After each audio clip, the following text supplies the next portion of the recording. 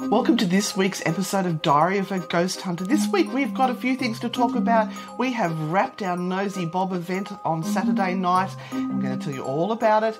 We've also got something very special locked in for our Ireland trip now. We have a pop-up trip which will give you the availability to come hang out with us in a really cool location. And have we found an example of ancestral dreams? Maybe. Yes, maybe. Stay with us and find out more on this week's episode. Welcome to the Diary of a Ghost Hunter podcast with your frightfully good hosts and paranormal investigators, Anne and Renata. Join the chaos weekly as we tell you what has inspired us, what cases we're investigating, what is driving us round the twist, and the true horror of what goes on in the background of being a ghost hunter. This is a frightfully good production.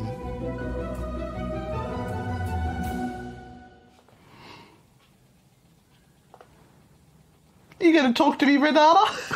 I thought you were going to say, hi, Anne and Renata here. How are you all? That sounds good. I think you've started it for us. Awesome. Awesome. Let's keep going. That was a fabulous intro. I'm so used to you and the True Hauntings podcast going, welcome to the studio, Anne. Welcome to the studio, Anne. And I had a really bright idea. I thought to start off this episode of Diary of a Ghost Hunter, I might choose an oracle card from our famous, frightfully good oracle deck. Yes. If you do not have one of these decks, you should get yourself one. They are available at our store. Yes, for only frightfullygood.com. $25. Yep. $25. We'll put the link in the comments below on our podcast and on YouTube. Yeah, so look, just some sage advice from our guides, the wisdom makers, the angels, the archangels. Don't you say the F word. The spiritual Do not say the F word. Sages, the frightfully good, fabulous team of wonderful. All right, pick a card. So I'm going to pick the card off top, and this is your message for the week, everyone. And it says, holy shitballs, you are amazing. Start acting like it. You are a crazy... Now, careful of our... Mother's Chaka. son's beautiful, but fiercely protective. Now, that can also mean you're a little bit stubborn, yeah? And you just won't give up on things that you think you should be protecting, whether you should actually be protecting them or not. So, start acting like the fabulous person you are this week. There you go. Thanks, Renata. That's from the fabulous. guides. Renata and I did create that deck of cards, and they are available at frightfullygood.com. Yes. Anyway, if you can't find them there, just email us and we'll let you know where they are. So, we did the Nosy Bob event. Yes. How did it go? It turned out superbly well. It was sold out, so that was for over 60 people. And yes, 30 general admission tickets, and then we had 30 VIP tickets. 32 general admission. We yes. sold another 2 on the day. So it was pretty awesome. The GAOL set it all up, so it looked absolutely beautiful. So thank you to Mike from the GAOL and Amanda. Oh, Amanda, you did a great job. And Looked everyone fabulous. else that helped and assisted. And, of course, our volunteer team. Our team was just magnificent. On the day, they surpassed all expectations. They shone like the diamonds they are. And we also had the delightful Dr. Rachel Franks, who wrote a book called The Uncommon Hangman, The Life and Times of Nosy Bob. And he was a really interesting character, and he actually did the last hanging at Maitland Jail. So it was like a combination of a whole lot of things. It was about hangings in the 1800s, when they stopped, why they stopped, and the story of one of the hangmen who actually not only did the hanging at Maitland Jail, but he traversed the whole of New South Wales for many, many years doing hangings. He had quite a number of hangings under his belt. He actually, because I asked Rachel, did he actually make his own ropes? Oh, that's a great question. Yeah, and she said yes, he made his own hanging ropes. Wow. Yeah, so the rope that they did have there at one stage at Maitland Jail could have been made by Nosy Bob. yes. Yes. Wow. Yeah. So it was for the hangman to, because it's an art form, really, as terrible as it is, but the whole idea of a hanging is to make it swift and quick, and it's a learned process. So like any other instrument that someone would have, who is doing a particular job. It's like the knives of a chef. He has his set of knives and he really won't let anyone touch them. A hangman made all of his ropes and pulleys and weights and everything. So that is what usually came with the hangman when he arrived. There was a big trunk with all of his bits and pieces. And if you're lucky enough to get to Dubbo Jail, you'll see a great exhibition of some of those items in their museum section of Dubbo Jail, which is just magnificent. They've created it, Bit of a segue. We actually have a paranormal investigation at Old Dubbo Jail coming up in May, I do believe. Absolutely. And we've got probably about 10 tickets left at this stage. So go ahead. Where can they find them? On Newcastle Ghost Tours Facebook page. And if you go to Humanitics and put in... Newcastle Ghost Tours? No, Paranormal Investigation at Dubbo Jail, you'll find that there as well. Awesome. I think they're also pinned to our Frightfully Good pages as well. Awesome. Yeah. Yeah. Now, we've also, in the last few days, locked in Charleville Castle, finally. Yes. So we have been negotiating for quite some time to investigate one of the locations that we did for the True Hauntings podcast. If you haven't checked that out yet, please do.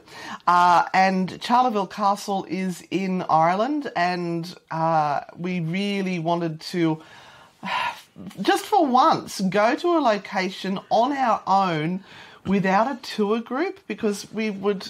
Normally we have to take beautiful people who we love being with, but when we're hosting a group, we can't just be in the moment. We have to be present for our guests. So we have hired it only for 3 hours because we can't afford more than that. And thanks so much to our Grand Poobahs, our Patreon supporters, because without them, this would not happen. We will investigate this castle, which has some ghosts. If you'd like to listen to the podcast, you'll find out all about it. Quite a few ghosts. Now, it's podcast number 93. Oh, thank you.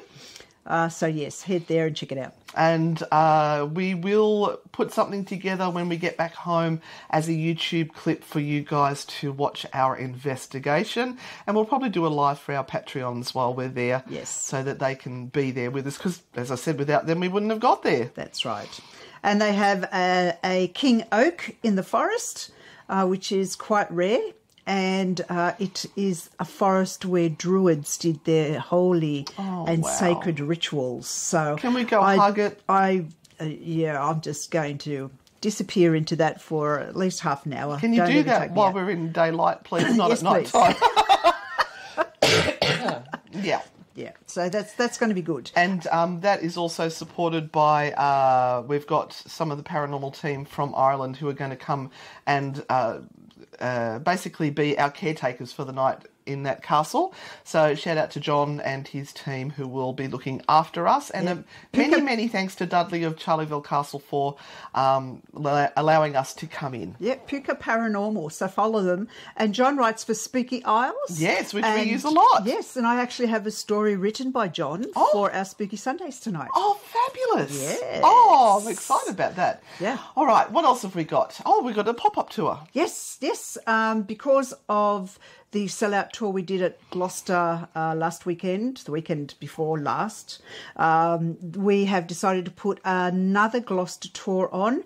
It's on the 18th of May and it's... March. That's it, 18th of March.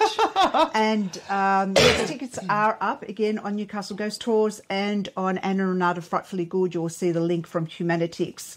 And that tour went off like a bomb last time. It did. With so much activity. Mm-hmm. So we are inviting everyone to come back. Do you know what we should do?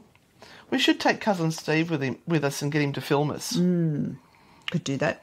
That would be cool. And then you guys can sort of see some of the activity we get. But you know what happens every time you turn on a camera? Yeah, it all stops. Everything stops. And then people go, it's because you're faking it. No, cameras just seem to be a deterrent. I don't know if there's some rules on the other side that say thou shalt not perform paranormal tricks in front of cameras. That's right. That's right. Because I think it was Lloyd Albach who famously said, if you want to get rid of ghosts, just put a camera on. That's exactly right. Yeah. Or it could have been in the parapsychology course I did at the University of Edinburgh. Just thought I'd drop that in. And look, guys, if you are wanting... So that's our dog in the background. That's cool. That wasn't us having a gassy break. If you are interested in doing some paranormal courses, choose them wisely and make sure that you are choosing them from reputable places. So the University of Edinburgh offers an introduction to parapsychology, and it is hard. I'm going to say it is hard. The amount of reading and psychology and statistics that is involved in it is mind-blowing. My brains were dribbling out my ears at the end of it, but I did get through it and I got my piece of paper. And the other one that I really highly recommend... Sorry. Are you scrolling No, because through I'm trying to find... There is a course going at the moment that is absolutely free, and you sent it to me. It's about apparitions and poltergeists, and it's run by Paramouche, which is Paramouche. The Paramouche is back on. Yeah, from one of the universities in America. Yes. They used to run that every year, but it stopped because one of their main... Yes. I don't know if it's because of that. Yes, because it was the husband and wife. Alvarez, yep. I think, did pass. Yes. And I think it was just too hard. But yes, that is on at the moment. I will see if I can find that link for you as well. But I was halfway through saying... Sorry, I was trying to find it. The Rhine Institute, RHINE, the Rhine Institute offer courses by Noetic. Lloyd Albach and a lot of very well-known actual parapsychologists, not I've done a weekend course in parapsychology, which generally isn't parapsychology. It's just somebody's idea of what parapsychology might be. So we get a little bit on a high horse about that because after you've seen what it is, it's very different to what a lot of other people... You got it? Yeah, no, also the Institute of Noetic Sciences. Yeah, that's the one you sent me, that one. Yeah, so that's a different one. The Institute of Noetic Sciences, also with Dean Radin, who is super god. They do free courses as well. So if you get onto their webpage or their Facebook pages, they will take you to whatever free courses they have going at the moment. And that's a real mixture of science and parapsychology, and they talk about dreams and a whole lot of stuff. So if you're really interested in that... So Noetic is Noetic. Yeah. So it's noetic.org, O-R-G. Yep. Did you see that somebody was having a crack up at one of our podcasts the other day? They were listening in America, and there was some word that you were saying that was... coming across completely different in American, and they couldn't work out what you were talking about, and then they realised it was the accent, and I can't remember what the word was, but it was quite funny. All right, so now you had something very interesting happen last night at the Nosy Bob experience. You can't call it a tour because it ended up being a 4-5 hour experience all up. It was huge. I had someone come up to me midway through the evening and said that they'd had a dream that they were really worried about, and could they come and speak to me at the end of the night? And I said, of course. So they came at the end of the night, and they were talking about the fact that in this dream they felt that they were being really... placed in a position of fear, that they were going to be attacked and possibly killed. They spoke about seeing this dark figure in a cloak, or not a cloak, but a big dark jacket and possibly a hat. And this person was trying to come through a door. They could explain the room that they were in, They kind of could see everything except the person's face. They felt a lot of fear. They felt that they were going to die. And it was a recurring dream, wasn't it? And it was a dream that had occurred for them, many times before. It had never gotten to a point where it had, on this particular night, where they felt in so much fear that they felt the need to reach out to me and ask whether they should protect themselves in some way. And this is where it becomes very important that you ask a lot of questions. Don't just assume the worst, because this lady did ask, was this a prophecy that she was going to be attacked and killed, because she had that much fear. Mm-hmm. And then you asked some really good questions about her family, and it seemed there may have been some abilities there. Yeah, well, we sort of went down the whole path of is this a reoccurring dream? Do you think it's symbolising some sort of a fear, or is it a prophetic dream, as in you're going to actually sort of witness this? Mm-hmm. And she said, I've had dreams before that have seem to be quite prophetic. And then she sort of mentioned that her mother and her grandmother had the same thing. So you would be at that stage jumping to the conclusion that the family obviously has some sort of psychic mediumship ability. They've got the ability to predict the future, or prophetic dreams, all that sort of thing. That's what you would be thinking. Yeah, absolutely. But Renata dug a little bit more. Yeah, so we went a little bit deeper, and I sort of talked about the whole, mother and grandmother thing, and that they were having the same sort of dreams, which I thought was quite interesting. She didn't quite know what the other dreams were, but she knew that they had those psychic abilities as well. And then she mentioned that her grandmother was one of the stolen generation. And that's when the penny dropped in my head, and I went, oh. And as Renata was talking to me and telling me the story, I've gone, oh. And I said, that's interesting. So, and that's really odd that we're excited about that sort of thing, that somebody's been one of the stolen generation. Why would we be excited by that? It's not excitement per se, as I'm excited that someone went through this trauma. No. But it was a penny drop moment for us trying to work out what was going on, or for you. The link of the trauma of the grandmother that passed on to the mother that is now passed on to the daughter. Yes. Who may pass it on to her children if she doesn't deal with this trauma. So explain how that works, because what it is that we think was happening is an ancestral trauma from a generation, two generations behind it. So the grandmother experienced the trauma. The mothers had nightmares and trauma which has been picked up or passed on from the grandmother, which has then been passed on to the daughter. Not knowingly, not that they're talking about it and saying it's a trauma, but it's there in their subconscious. Yeah. And it's something that the more science looks at how we deal with trauma and everything, it's some of it is that we can tend to keep it in our bodies. So it shows up in some way within our body structure. And if it's a really substantial trauma, it can change the DNA. It can sort of change the patterning so that it sits within you until it's recognised.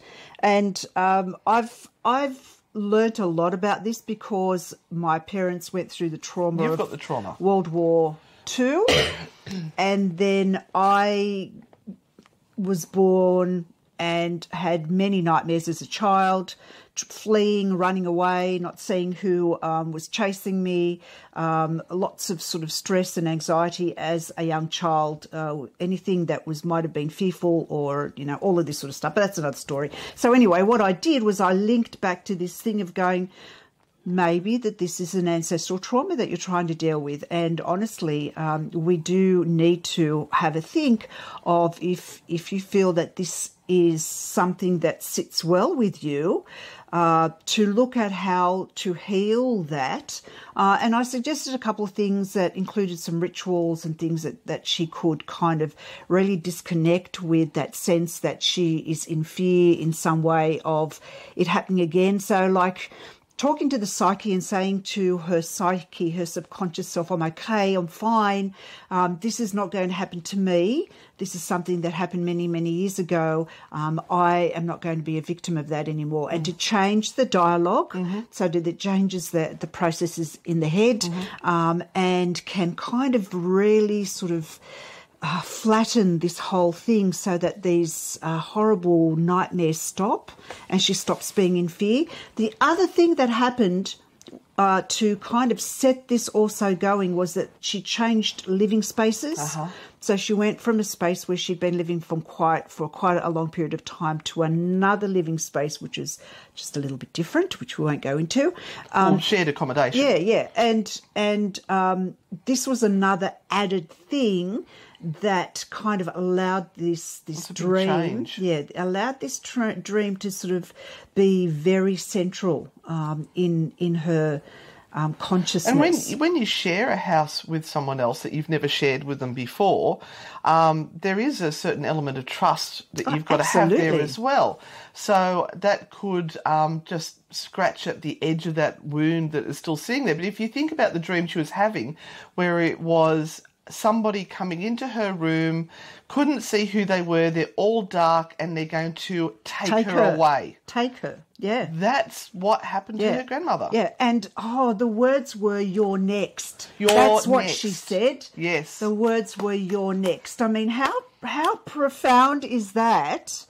Like when I've got goosebumps just talking about it now. It just seems so rational that it goes back to all of what happened within that family so many generations ago. So the people that are listening or watching now, do you recognise that as something that might have happened in your life? Is there some sort of trauma that happened in your family a few generations ago that you think may still be carrying forward to this present day? If so, please write it in the comments and let us know. We would love to hear about it.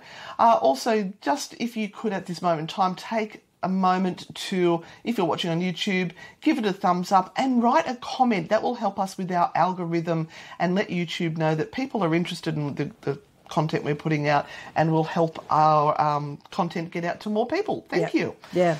So just going back to the dream thing, part of the things that we do, like saging, saying prayers, affirmations, all of that does help.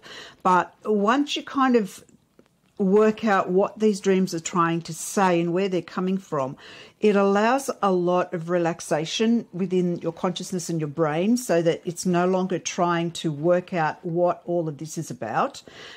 It sort of just knows. And once it's unpacked and it knows, it can store it away in a safe container. A safe container, and kind of go, I really don't have to think about that too much anymore because I kind of know what that's about. How do I now go about healing that wound and moving forward from there?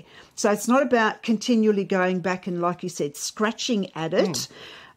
That's not needed anymore. Yeah. It's now the healing process. Don't pick at it. If you're in that stage, get a professional. Get some people who know what they're talking about to help and assist you, because there is a lot of work being done that can really help you, really, really help you.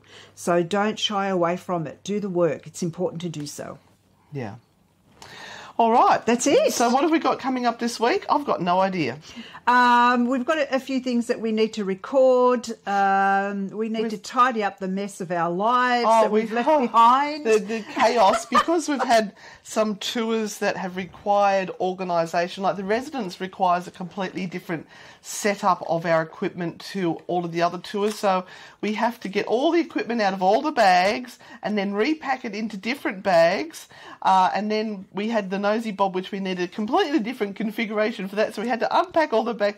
There is equipment everywhere, and I need to work out a better way to store it so that it's not getting damaged or left out in the hallway, or because at the moment I've got it strewn all down my hallway. Yeah. But we're just running from one thing to the next. And today we did a quick dash to Sydney to catch up with one of our friends who's having a bit of a rough time at the moment. And I think it was really important that we went and spent some time with her and give her a giant big hug and try and convince her not to go to the Ukraine. No, she's an adult. She can choose what she wants to do. But sometimes we just have to put up with the mess that is around us so that we can look after the living people that are around us as well. Yes. So we do have a Maitland Gel on Friday. We do have a residence on Saturday.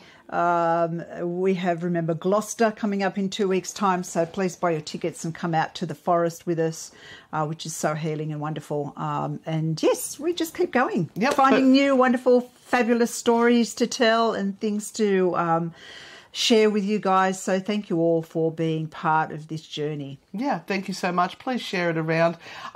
We are heading off to our Spooky Sundays radio show now, so don't forget that's 8 p.m. every Sunday night if you want to join us live, or you can listen to the podcast of that as well. Just look up Spooky Sundays, Anne and Renata, and you will find us. Thank you for joining us today. Hope you've enjoyed it. Let us know in the comments what you think of this podcast or some of the things that we've raised during it. And we will see you all on the dark side and be frightfully good. Bye, everyone. Bye.